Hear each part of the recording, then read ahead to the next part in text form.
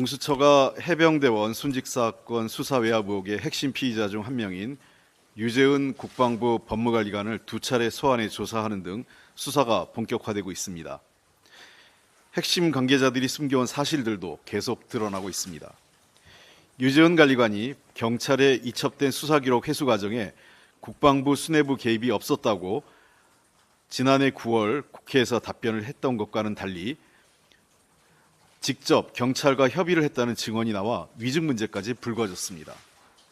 또한 김계한 해병대 사령관은 수사기록 회수 과정에서 이종섭 전 국방부 장관 및 당시 국방부 군사보좌관과의 통화 기록을 삭제하는 등 증거인멸을 했다는 정황도 드러났습니다. 특히 그동안 수색 지시를 내린 적 없다고 발뺌해온 임성근 전 해병대 1사단장이 실종자 수색, 물가 위주 수색을 강조하는 호우 피해 복구 작전을 지시한 것으로 나타났습니다. 이는 직접적 책임이 있는 지시를 내린 것임과 동시에 당시 육군으로 작전 통제권이 넘어간 상황에서 권한도 없는 명령을 내린 것입니다. 아무리 권력이 압력을 놓고 방해를 해도 진실의 조각이 계속 드러나는 것을 막을 수는 없습니다.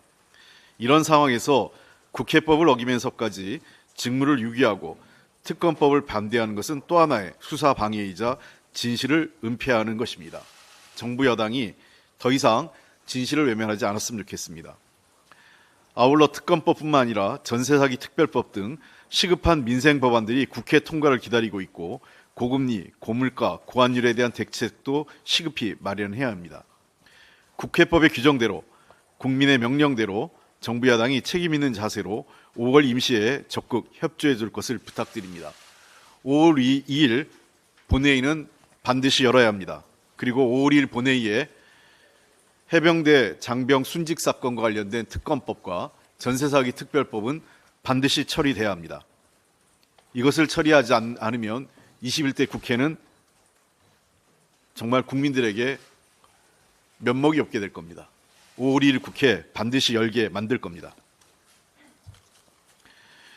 오늘 오전 발표된 3월 산업활동 동향에 따르면 전산업 생산이 2.1% 감소했습니다. 49개월 만에 최대 하락폭입니다. 설비 투자도 6.6% 급감해 심각한 상황을 드러냈습니다. 현재 경기 상황을 보여주는 동행지수 순환 변동치와 향후 경기를 예측하는 선행지수 순환 변동치 모두 감소했습니다. 물가는 계속 오르고 있습니다. 냉면, 김밥, 비빔밥, 짜장면, 칼국수, 삼계탕, 삼겹살은 물론 치킨, 햄버거, 피자 등도 줄줄이 오르고 있습니다. 이렇게 사 먹는 것뿐만 아니라 만들어 먹는 것도 부담스럽습니다. 깻잎이 53.8% 급등한 것을 비롯해서 상추, 쌈장, 설탕, 햄, 맛살, 참치캔, 라면까지 다 올랐습니다. 김밥 한 줄 만들어 먹고 캠핑하러 가기도 겁나는 정말 서글픈 가정의 달이 되고 있습니다.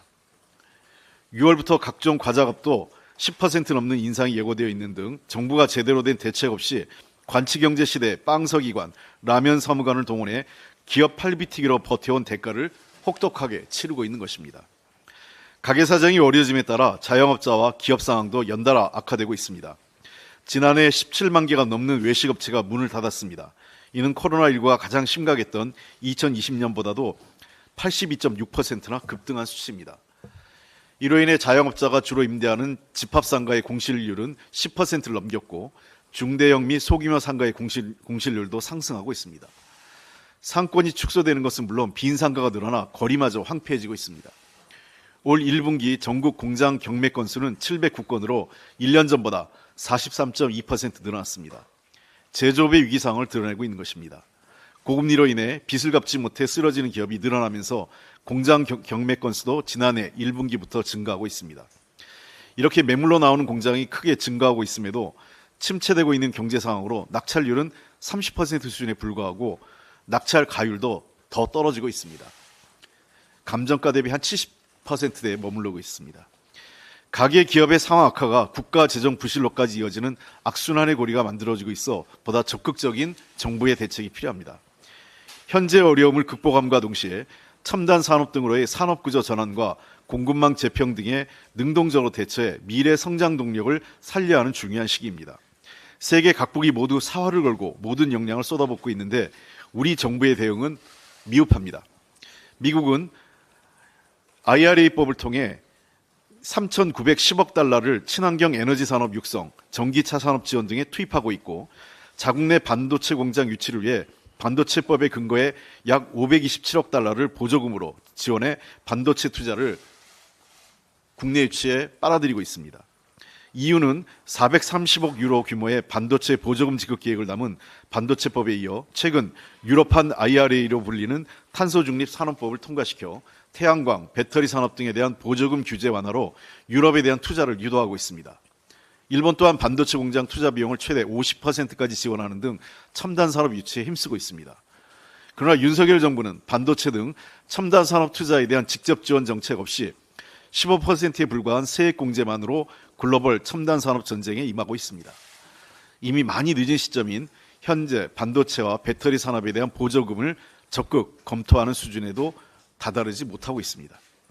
정부가 매우 어려운 상황인 민생과 경제의 버팀목이 됨과 동시에 미래에서 낙오되지 않기 위한 국제적 경쟁에서 살아남기 위한 보다 적극적인 역할을 해야 하는 중요한 시기입니다.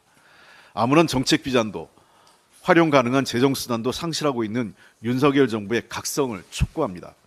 다시 한번 말씀드리겠지만 우선 재생에너지나 배터리 등 기후변화 대응 관련 산업, 그리고 두 번째 반도체, AI, 로봇, 항공우주, 바이오 등과 같이 미래 전략산업 이 두 분야에 대해서는 정부가 보조금을 주는 문제를 적극적으로 검토해야 됩니다. 이제 세계는 제조업, 그다음에 미래 전략산업의 무한 경쟁 시대입니다. 윤석열 정부가 넋놓고 있는 사이에 대한민국은 계속 뒤로 후퇴하고 있습니다.